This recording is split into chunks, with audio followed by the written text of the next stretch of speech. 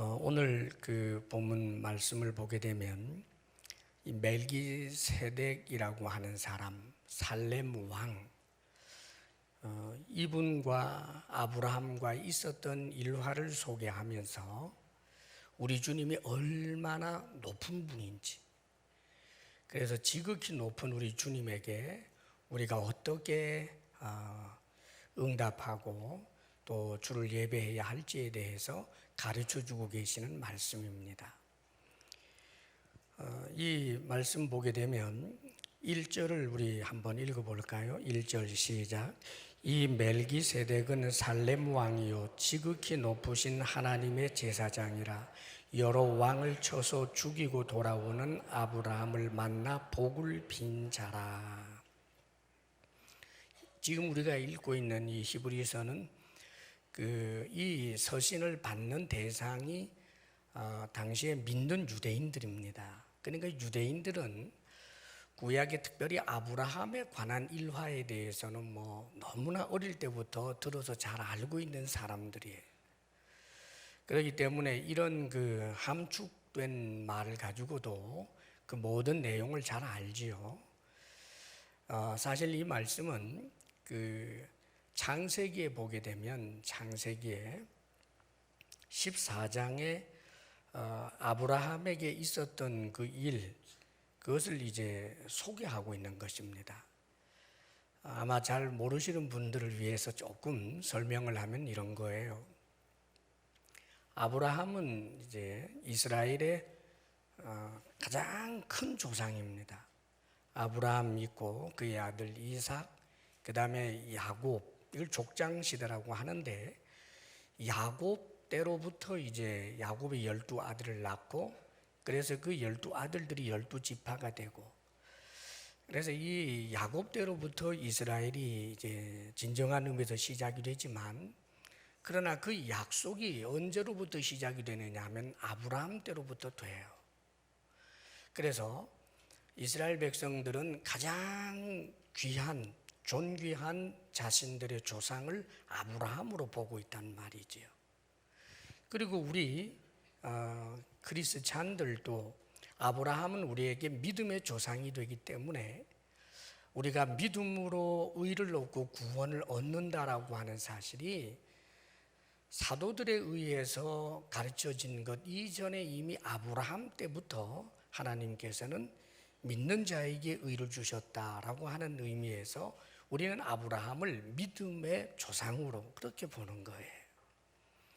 자, 그런데 이 참으로 개신교든지 우리 이제 크리스찬이든지 유대교이든지 간에 아브라함은 정말 조상이라고 할 만한, 본받아야 할 만한 그런 분인데, 이 아브라함에게 어떤 일화가 있었느냐 하면 아브라함에게는 조카 롯이 있었어요.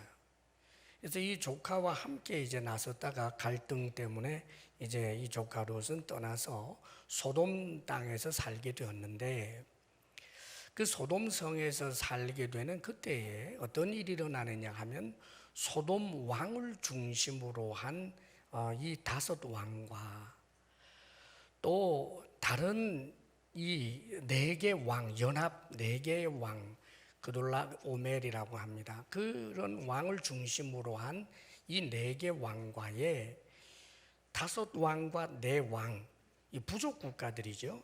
전쟁이 있었단 말이에요. 그런데 하필이면 소돔 왕을 중심으로 했던 5왕의 연합 쪽이 패하게 돼요, 전쟁에. 그렇게 되니까 소돔성에서 살고 있던 롯이라든지 소돔성의 많은 사람들과 재물들이 빼앗기고 또 포로로 잡혀가는 일이 있었습니다. 그때 이 롯이 포로로 그 내왕 연합군에게 끌려갔다라고 하는 소식을 접하고는 이 아브라함이 하나님께서 주시는 그런 능력으로 그저 318명 이 가신들을 데리고 가서 그 4개국 연합군을 기습해서 무찔러 버리고는 그 포로들과 모든 빼앗겼던 재물들을 되찾아오게 되는 내용이 이 창세기 14장에 있습니다, 여러분. 그렇게 해서 이제 돌아오는데 승리해서 포로들과 모든 빼앗겼던 그 재물들을 되찾아서 아브라함이 돌아온다 하는 이야기를 듣고 소돔 왕을 위시한 그런 그 연합군들 왕들과 그 다음에 또 한 사람 뜬금없이 누구 한 사람이 등장하는데 역시 왕이었습니다. 살렘 왕 멜기세덱이라고 하는 사람이 나타납니다. 그런데 놀라운 것은 이 멜기세덱이라고 하는 왕이 나타나서 아브라함에게 떡과 포도주를 제공해 주는 거예요. 그런데 그 떡과 포도주를 받으면서 이 몸도 마음도 쉼을 얻게 되는 이 아브라함이 자신이 이제 전리품이죠. 전쟁에서 승리하게 되면 그것을 모든 것을 이제 가지게 되는 것이 고대의 법입니다. 그러니까 그 전리품들 가운데서 10분의 1을 떼어서 놀랍게도 이 멜기세덱에게 드리는 일이 일어나게 되는 거예요. 그러자 이 멜기세덱이 아브라함을 축복을 해줍니다. 그러면서 성경은 이 멜기세덱을 창세기 14장에서도 그의 정체를 제사장이라고 밝혀줘요. 살렘 왕이면서 지극히 높으신 하나님의 제사장, 이렇게 소개를 해준다는 말이에요. 근데 여러분, 이 멜기세덱이라고 하는 사람은 그 다음에는 그분에 대한 어떤 소개가 없어요. 이 멜기세덱이 아브라함과 이렇게 접촉을 했다라고 하는 내용이 있고 난 다음엔 멜기세덱의 이 일화를 가지고 메시아 예언시 시편 110편에서 한번 언급한 것과 히브리서에서 언급한 것 이외에는 멜기세덱이 어떤 사람인지에 대하여 구체적인 내용들, 거기에 대한 정보를 전혀 성경에서 찾을 수가 없는 아주 신비한 인물이 바로 멜기세덱입니다. 제사장 제도가 있기 전부터 성경은 제사장이라고 명명했던 이 사람, 그것도 지극히 높으신 하나님의 제사장이라고 그렇게 명명되었던 이 멜기세덱, 그의 뒤를 이어서 어떤 제사장들이 등장했다는 이야기도 없고, 살렘 왕이라고 하는데 살렘은 이제 예루살렘의 옛 이름이라고 학자들은 추정을 해요. 그러나 멜기세덱의 뒤를 이어서 예루살렘에 여전히 지극히 높으신 하나님을 높이고 섬기는 그런 제사장들이 등장했다는 이야기가 없어요, 여러분. 이 율법시대 이전의 말입니다. 모세 이전에 그런 일이 전혀 없어요. 도대체 이 멜기세덱이 누군가? 오늘 이 멜기세덱에 대해서 성경은 놀라운 그런 이제 설명을 해주고 있습니다. 지극히 높으신 하나님의 제사장이라고 이야기했고, 그 다음에 2절 우리 함께 읽어볼까요? 2절 다 같이 시작. 아브라함이 모든 것의 10분의 1을 그에게 나누어 주니라. 그 이름을 해석하면 먼저는 의의 왕이요 그 다음은 살렘 왕이니 곧 평강의 왕이요. 아브라함이 11조를 드렸어요. 제사장으로 인정한다는 뜻입니다. 그런데 아브라함이 어떤 그 이유 때문에 살렘 왕 멜기세덱을 제사장으로 그렇게 인정했는지에 대한 이야기가 성경은 하나도 나오지가 않아요. 다만 추정하기는 이 일에 대하여 하나님께서 결단코 아브라함을 책망한 적도 없고, 하나님의 말씀이신 시편과 히브리서에서 아브라함이 한 일은 바른 일이고 정당한 일이라고 한 것을 볼 때 아마 아브라함에게는 하나님의 신비한 어떤 방법으로 멜기세덱을 보자 말자 그가 영원한 놀라운 하나님의 제사장이라고 하는 것을 알고 자기가 섬겨야 할 대상으로 알고 그에게 10분의 1을 드린 것으로 그렇게 볼 수 있습니다. 이 멜기세덱은 사실 누군가? 시편 110편에서는 멜기세덱에 대해서 원래 시편 110편은 메시아 예언시예요.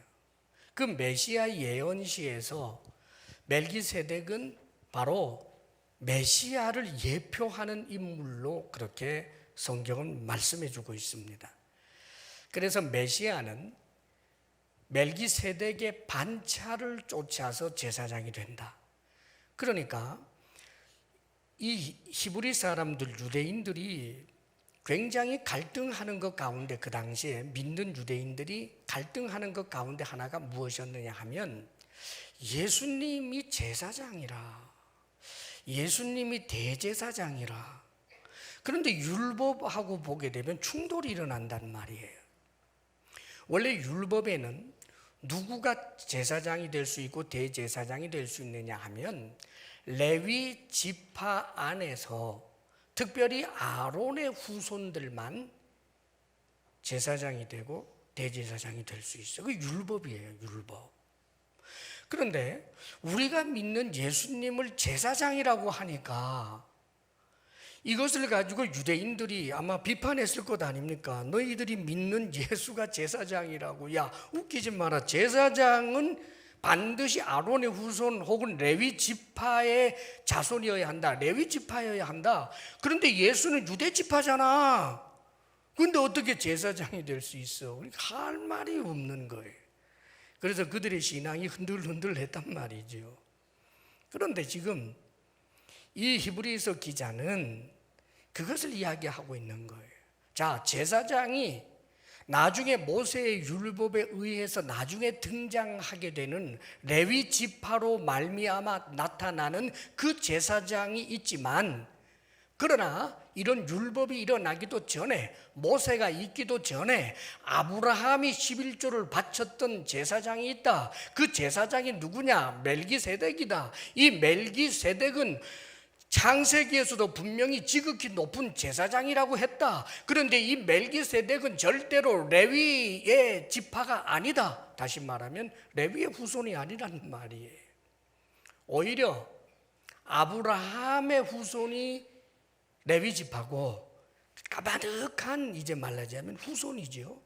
그런데 레위 지파의 조상 중에 가장 첫 번째 조상이라고 할 수 있는 아브라함이 11조를 바쳤던 그가 성경의 멜기세덱인데, 우리 예수님은 바로 이 멜기세덱의 서열을 따라서 제사장이 된 분이다.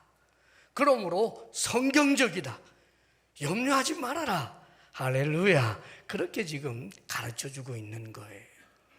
그러면서 단순히 우리 주님께서 멜기세덱의 반차, 즉 그 서열, 그 계열을 따라서 제사장이 되고 제사장이 되셨는데, 그러나 멜기세덱의 서열을 따랐다라고 하는 것은 율법 속에서 아론의 후손 혹은 레위 지파의 후손으로서 제사장이 된 것과는 비교할 수 없을 만큼 더욱더 우월하시고 월등하신 분이 우리의 제사장 예수님이다.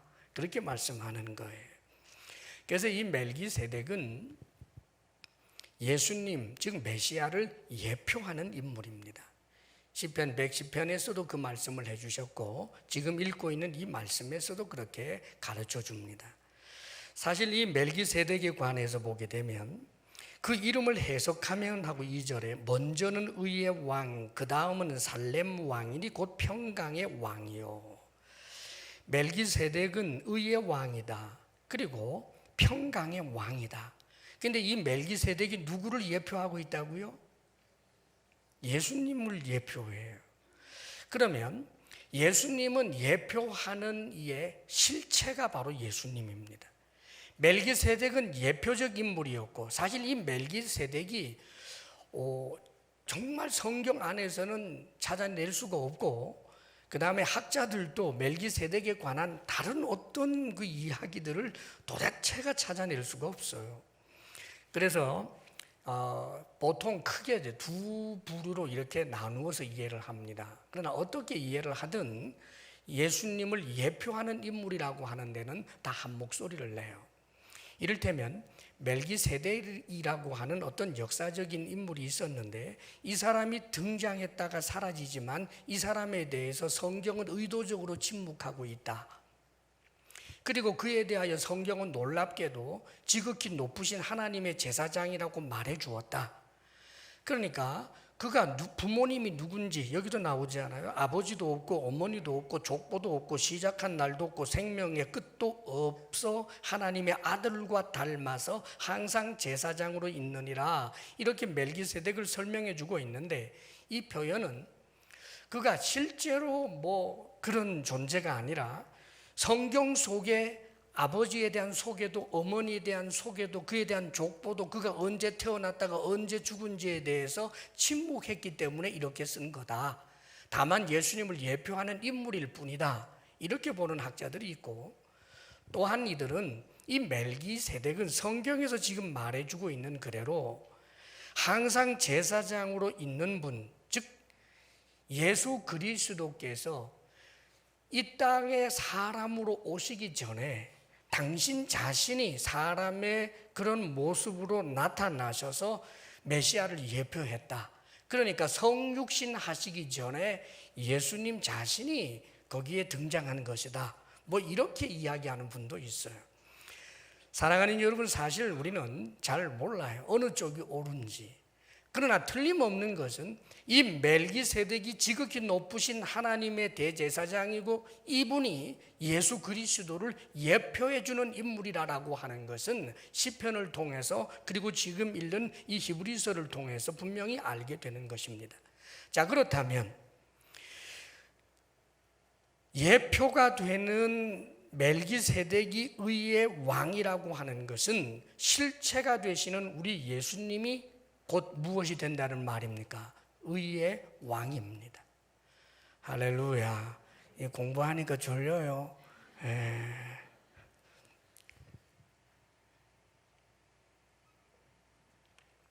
따라해 보세요. 예수님은 의의 왕. 자, 예수님이 의의 왕이라고 하는 것은 예수님이 의롭다. 하나님의 아들은 의롭다. 하나님은 의롭다. 그 뜻이 중심적이면서도 더 놀라운 의미가 있어요. 보통 우리가 의를 규정하는 것은 다수의 사람에 의해서 의를 규정해요. 그렇죠? 그래서 의라고 하는 개념이 사람에게 있단 말이에요, 보통. 저 사람은 저렇게 착하니까 의로워. 저 사람은 저렇게 착한 일을 했으니까 의로워. 하나님에 대해서도 하나님은 이렇게 착하시고 저렇게 착하시니까 의로워. 주님은 이래서 의로워. 그런 의미에서 의의 왕이라는 뜻이 아니에요. 우리 하나님, 우리 주님이 의의 왕이라고 하는 것은 의를 규정하는 분이 주님이라는 뜻입니다.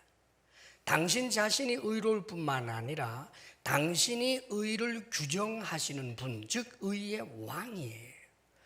사실 이 세상에는 우리 주님 하나님을 의롭지 않다라고 말하는 자들도 얼마든지 있어요.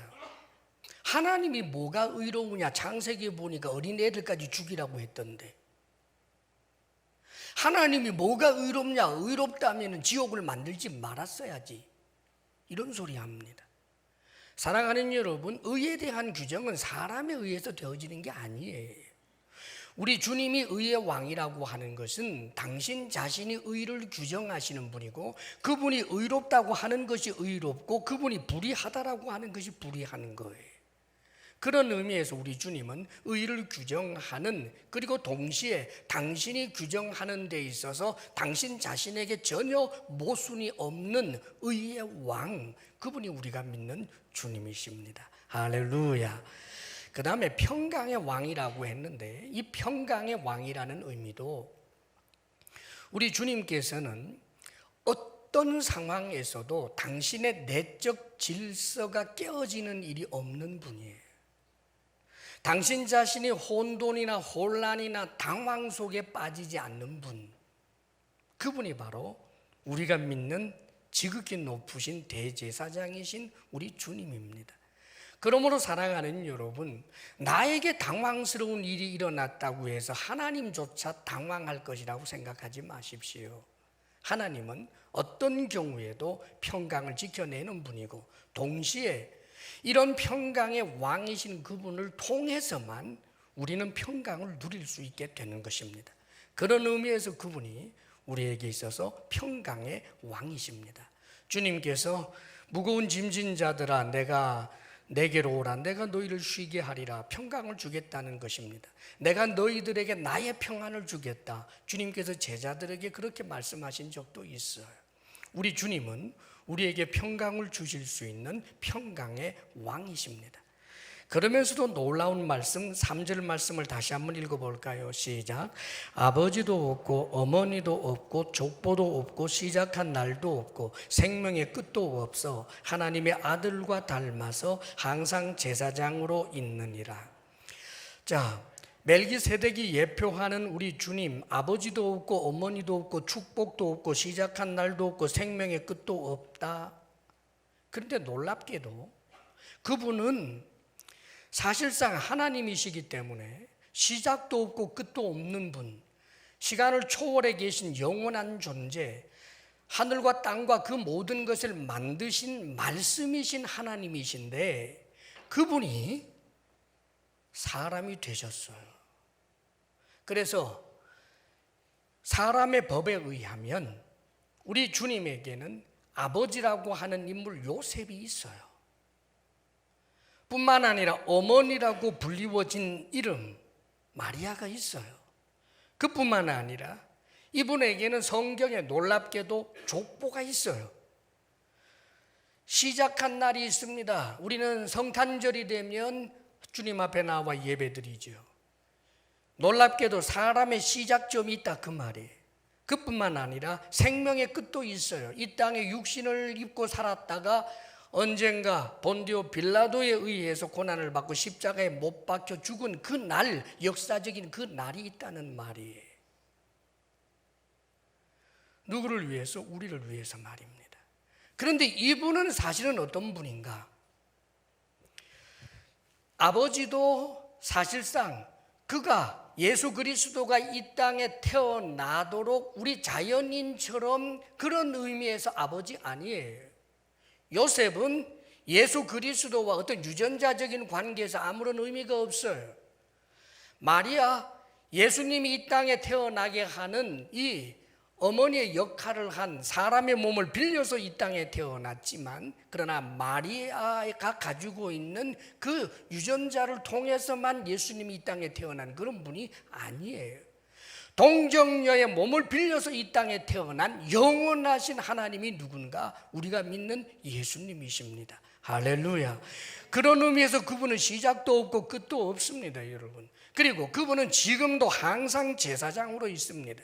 하나님 보좌 우편에서 우리를 위하여 늘 중보해 주고 계시는 제사장이신 그분, 우리가 믿는 주님이십니다. 할렐루야. 그러면서 우리에게 중요한 교훈을 해주고 있습니다. 4절 말씀을 우리 같이 한번 읽어봐요. 4절 시작. 이 사람이 얼마나 높은가를 생각해 보라. 조상 아브라함도 노량물 중 10분의 1을 그에게 주었느니라. 얼마나 높은가? 멜기세덱을 지금 두고 하는 말입니다. 그러면서 이 멜기세덱이 예표했기 때문에 멜기세덱이 예표한 실체이신 예수님, 그분이 얼마나 높은 분인지 우리는 주목해야만 합니다. 그런데 이 높은 분을 드러내기 위해서 조상 아브라함이 자신의 그 전쟁에서 승리한 그 물품들이죠. 그것들 중에서 10분의 1을 그에게 주었느니라 라고 이야기하면서 이제 사람 일반 그 율법에 의해서 이 땅에 있게 된 레위 지파, 레위의 후손들 가운데서 제사장이 된 사람들하고 비교를 이렇게 해주고 있습니다. 5절 함께 읽어볼까요? 시작. 레위의 아들들 가운데 제사장의 직분을 받은 자들은 율법을 따라 아브라함의 허리에서 난 자라도 자기 형제인 백성에게서 10분의 1을 취하라는 명령을 받았으나, 이 10분의 1을 받는 사람들이 있어요. 레위의 아들들, 다시 말하면 아론의 후손 제사장들과 레위 지파는 율법에 의하면 하나님의 명령을 따라서 다른 이 형제들에게, 다른 공동체의 이 형제들을 통해서 10분의 1을 받았단 말입니다.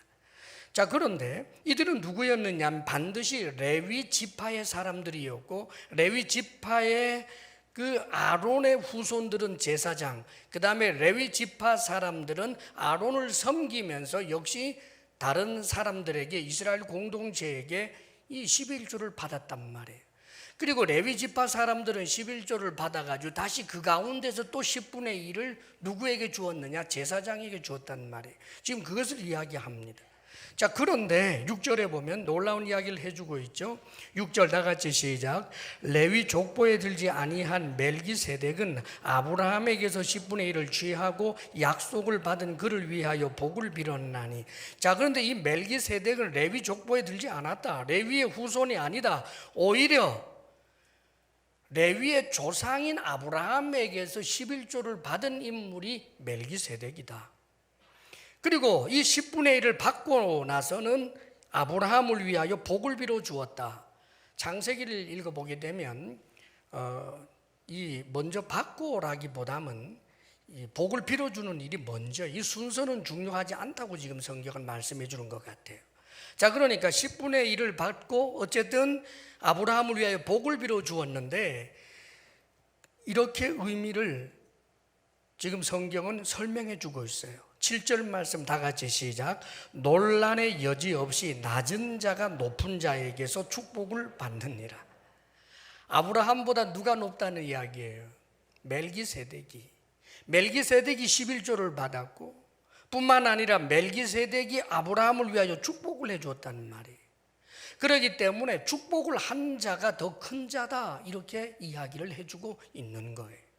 사랑하는 여러분, 우리 주님께서는 지극히 높으신 분인데 우리를 위하여 복을 주시는 분, 축복해 주시는 분, 우리에게 영생을 주시고 영원한 복을 주시기 위하여 이 멜기세덱이, 예수님을 예표했던 멜기세덱이 떡과 포도주를 준 것처럼 자신의 몸을 주시고 피를 주시고 우리를 위하여 당신 자신을 주신 분, 그분이 누군가? 우리가 믿는 주님이에요. 사랑하신 여러분, 성경의 중요한 원리 가운데 한 가지를 기억해야 할 것이 있습니다. 높은 분이 복을 빌어주고 높은 분이 자신의 것을 주셨어요. 우리의 존재는 어떤 존재냐 하면 예수 그리스도의 몸을 이루는 존재, 예수님을 믿는다라고 하는 것은. 그래서 우리는 예수님의 몸을 이루는 지체가 되어서 예수님과 하나가 되었기 때문에 높이를 가지고 볼 때는 우리는 주님 안에서 주님의 하나님의 자녀가 되고 주님 안에서 지극히 높은 제사장이 되어서 이 땅에서 왕과 같은 제사장이라고 하는 직분을 가지고 있기 때문에 놀랍게도 우리는 세상의 그 어떤 권력자, 세상의 그 어떤 부자보다도 지극히 높은 존재가 성도예요. 우리 한번 인사해요. 높은 분을 만나서 반가워요. 높은 분을 만나서 반가워요.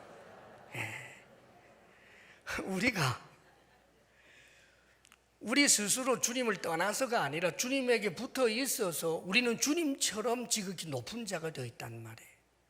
그러면 높은 자가 되어 있는 우리가 해야 할 일이 뭔가? 주님께서 하신 일, 복을 빌어준 일, 멜기세덱이 한 것처럼, 떡과 포도주를 준 것처럼 우리도 그렇게 살아야 하는 것입니다. 사랑하는 여러분, 우리 주님께서는 우리에게 별명을 주시기를 세상의 빛이요 세상의 소금이라고 말씀하셔요. 세상을 위한 소금이고 세상을 위한 빛이에요. 세상을 위해서 그렇게 하라, 그 말입니다. 내 존재, 내 정체가 뭐냐? 누군가에게 복을 빌어주는 사람이라는 말이에요. 이 복을 빌어준다는 것은 립 서비스만 하라는 그런 의미가 아니에요. 내 존재 자체가 나를 통해서 누군가가 복받게 하는 삶, 그것이 우리가 이 땅에서 왕과 같은 제사장으로서 해야 할 일인 것입니다. 사랑하는 여러분, 때때로 우리가 하나님의 말씀대로 살다가 보면 말씀대로 산다라고 하는 것이 빛으로 사는 것이고 소금으로 사는 것인데, 말씀을 따라 사노라면 손해볼 일이 많아요. 손해라고 생각하지 마십시오. 그것이 우리의 정체입니다, 여러분. 세상의 모든 종교는 내가 복 받겠다고 그것 위해서 이기적인 동기로 신앙생활하는 것이지만, 우리는 그런 이기심에서부터 벗어나야 합니다. 주님이 우리를 위하여 당신 자신을 주신 것처럼 우리가 누군가에게 복된 존재가 되어야 돼요. 복의 통로가 되어야 된다, 그 말입니다. 요셉이 억울하게 남의 집에서 종살이를 했지만, 종살이 함으로 누가 수지를 맞는가? 그 주인이 수지를 맞았어요. 그것을 요셉은 억울해하지 않습니다. 억울하게 감옥에 갇혔는데, 감옥에 갇힌 죄수인 요셉 때문에 누가 수지를 맞느냐 하면 간수가 수지를 맞아요. 이것을 요셉은 억울해하지 않아요. 사랑하는 여러분, 여러분이 직장에 있으므로 직장에 어떤 유익이 됩니까? 여러분이 금촌 땅에 있으므로 금촌 땅에 어떤 유익이 됩니까? 우리는 지극히 높은 제사장이신 주님을 믿고 있는 왕과 같은 제사장이기 때문에 제사장적 삶을 살 수 있어야 하는 것입니다.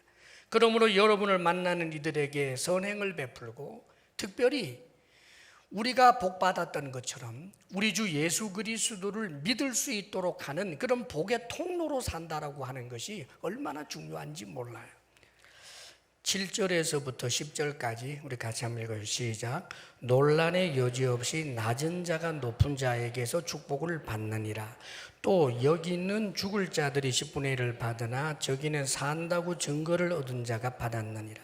또한 10분의 1을 받는 레위도 아브라함으로 말미암아 10분의 1을 바쳤다고 할 수 있나니, 이는 멜기세덱이 아브라함을 만날 때에 레위는 이미 자기 조상의 허리에 있었습니다. 레위 지파, 즉 율법에 의해서 이제 제사장이 된 이들하고 비교를 해줍니다. 레위 지파로 말미암아 이제 레위 지파이기 때문에 자신이 제사장이 된 사람들은 언젠가는 죽는다. 죽을 자들이 10분의 1을 받았지만, 그러나 지금도 계속해서 산다라고 하는 분이 11조를 받았다. 이 차이를 이야기해요. 지금도 11조를 받는다, 그 말입니다, 여러분. 누가? 우리 주님이. 그 다음에 계속해서 9절에도 10분의 1을 받는 레위도 아브라함으로 말미암아 10분의 1을 바쳤다고 할 수 있나니, 그리고 그 이유는 멜기세덱이 아브라함을 만날 때 레위는 이미 자기 조상의 허리에 있었습니다. 재미있는 표현이에요. 아브라함이 멜기세덱의 10분의 1을 바칠 때 나중에 아브라함의 후손으로, 까마득한 후손으로 레위 지파 사람들이 제사장이 되고 레위인이 되었을 때, 그들이 이미 아브라함이 멜기세덱의 11조를 바칠 때 그들도 이미 바친 것과 똑같다. 무슨 소리예요? 아브라함은 제사장들의 조상이기 때문입니다. 그래서 이 아브라함의 후손들은 아브라함의 허리에 있었기 때문에, 그냥 알아들으세요. 아브라함의 허리에 있었기 때문에, 그래서 아브라함의 후손인 레위 지파 사람들, 다른 이들에게 11조를 받는 뽐내고 있는 제사장들도 사실상은 아브라함을 통해서 이미 멜기세덱에게 10분의 1을 바친 것과 같다라고 선언을 하는 거예요. 이렇게 높은 분이 우리 주님이시다. 할렐루야. 사랑하는 여러분, 하나님을 향하여 이 율법 시대가 되기 이전부터 하나님께서 요구하셨던 것이 그 수고한 것에 대한 10분의 1을 바치도록 하셨고, 율법 이전에 이미 하나님 앞에 10의 1조를 드렸다라고 하는 사실을 잊어서는 안 됩니다. 이 11조 얘기하니까 근심이. 사랑하는 여러분, 우리 주님이 우리를 힘들게 하려고 그런 일 시킨 게 아니에요. 10분의 1만 얘기하면 입에 거품을 무는 분들이 있는데, 정말 제가 볼 때는 불쌍해요. 하나님께서 왜 10분의 1을 하나님 앞에 드리라고 했을까? 하나님이 절대 주권자이시고 하나님이 주셔야 받는다라고 하는 주의 주되심을 인정하는 가장 실제적이면서도 우리가처럼 탐욕에 젖어 있는 인간들이 실천하기가 가장 어려운 기초이기 때문입니다. 아브라함이 왜 바쳤겠어요? 지금 전쟁에서 승리하고 그 모든 노획물을 얻은 것은 하나님이 허락하셨고 하나님이 주셨기 때문에 받았다라고 하는 감사의 고백이 거기 있는 거예요. 내가 아침부터 밤 늦게까지 이 손톱이 발톱처럼 되기까지 열심히 수고해서 땀을 흘려서 얻었지만 이것이 전적으로 내 수고로 얻은 것이 아니라 하나님이 허락하셨기 때문에 내가 얻었다. 이것을 고백하여서 지극히 높으신 일을 가장 높으신 이로 예우해 드리는 일이 뭔가? 10의 1조 정신이에요. 사실은 사랑하는 여러분, 사람들이 10의 1조에 대하여 어려워하고 힘들어하는 이유는 다른 데 있지 않아요. 믿음의 부족이에요.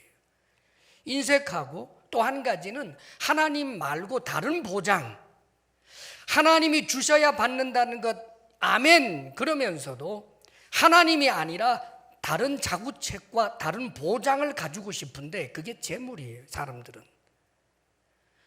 사랑하는 여러분, 앞으로 점점 신앙생활을 하면서 여러분들 주변에 보십시오. 10의 1조를 하지 않는 사람들이 점점 늘어갈 것입니다. 이게 유행병처럼 번져갈 것입니다. 그리고 언젠가는 교회는 축소되고 찾아보기 어려운 시절, 믿는 사람이 과연 있느냐라고 하는 그런 때가 오게 될는지도 모릅니다. 사랑하는 여러분, 하나님 앞에 이 드림에 관한 이 부분에 대해서 우리 하나님은 단순히 달라고만 하시는 것이 아니라 우리의 연약함을 알기 때문에 심지어 말라기에서는 약속까지 해주십니다. 말라기 말씀해 보게 되면 우리 하나님께서 성도들에게 약속을 하신단 말이에요. 시험하여 보라. 그리고 하나님께서 모든 황충이나 여러 가지 썩게 하는 것이나 이런 것들을 다 금하면서 이 땅에 모든 필요한 것을 공급해 주시겠다고 심지어는 하나님이 약속까지 하시면서 이렇게 우리들에게 요구하시는 이유가 뭘까? 재물과 하나님은 절대로 겸하여 섬길 수가 없기 때문입니다. 여러분 자신을 들여다보십시오. 그리고 저는 우리 주사랑교회가 이 부분에 대해서 오히려 하나님 앞에 감사와 감격이 넘치는 정직하게 하나님 앞에 드릴 수 있는 이가 되고, 뿐만 아니라 하나님이 약속해 주신 이 약속의 말씀이 우리들의 삶 가운데 실제로 간증거리가 풍성한 그런 일들이 일어나게 되기를 저는 기대합니다. 거짓말하지 아니하시는 하나님, 주셔야 받을 수 있다라고 하는 겸허한 자세를 가지고 절대 주권자 앞에 물질을 들여 하나님의 높으심을 인정하고 고백하고 믿을 수 있는 이들이 되시기를 주의 이름으로 축원합니다. 기도하겠습니다. 아버지 하나님, 지극히 높으신 분 우리 주님 감사합니다. 아버지 하나님, 아브라함이 지극히 높은 이에게 10의 1조를 드려 그가 감사를 표하고 하나님의 높으심을 인정한 것처럼 우리들이 재물 앞에서 하나님 앞에 등을 돌리고 하나님 이외의 재물을 섬기는 어리석은 자들이 되지 않게 하여 주옵소서. 그리하여 하나님께서 주셔야 함을 받는다는 것을 깨달아 우리의 삶의 자리에서 빛으로 살고 소금으로 살 때 물질적 손해가 있다 할지라도 오히려 기쁘게 여기며 섬기는 일을 하고 나누고 베풀며 살아가는 우리들이 되게 하여 주옵소서. 예수님 이름으로 기도합니다. 아멘. 지극히 높으신 이여, 하늘과 땅과 그 가운데 모든 것을 지으신 대주제시여, 창조주가 사람 되셔서 이 땅에 태어나 죽으시기까지 사람 되신 우리 주님을 찬양합니다. 그러나 지극히 높으신 이로 여전히 대제사장으로 하나님의 보좌 우편에 계신 우리의 성자 하나님, 감사와 영광을 올려드립니다. 사랑이신 하나님, 주님께서 우리에게 베풀어 주신 은혜를 따라 우리가 수고하고 땀을 흘리며 그 열매를 얻었사오니 이것은 주님이 허락하셔서 얻게 된 줄 알고 지극히 높으신 이를 인정하여 하나님 앞에 예물을 올려드립니다. 아버지여, 주의 법을 따라 감사함으로 10의 1조를 드리며 아버지여, 거기에 지나 더욱더 감사의 이유를 찾아 주님 앞에 감사함으로 올려드리며 주님 앞에 꿈을 담고 소원을 담아 서원하며 하나님 앞에 올려드리며 아버지여, 처지와 형편이 어렵지만 그 가운데서도 힘을 다하여 올려드리며 유혹을 물리치고 하나님 앞에 정직함으로 올려드리는 이 예물마다 하나님이 받으실 만한 향기로운 예물 되게 하여 주옵소서. 우리의 삶에서 한순간이라도 하나님 아닌 재물을 의지하며 재물을 주로 삼는 어리석음을 범치 않게 하옵소서. 사랑이신 하나님, 주를 의지하며 주께로 받기로 결심하오니 주님 사랑하는 성도들의 일터에 복을 더하여 주옵소서. 주를 의지하여 성실하게 일할 때 풍성히 얻게 하여 주옵소서. 사랑하는 우리 성도들에게 건강의 복을 주옵소서. 마음의 평강을 주옵소서. 부부사랑 돈독하게 하옵소서. 우리들의 자녀에게 은혜를 주사 지극히 높으신 하나님을 높이며 하나님께 드려 예배하는 자들이 되게 하여 주옵소서. 이제는 우리 주 예수 그리스도의 크신 은혜와 하나님 아버지의 한없는 사랑과 성령의 교통하심과 충만케 하심이 주님께 드려 언제나 예배하는 자로 살겠습니다.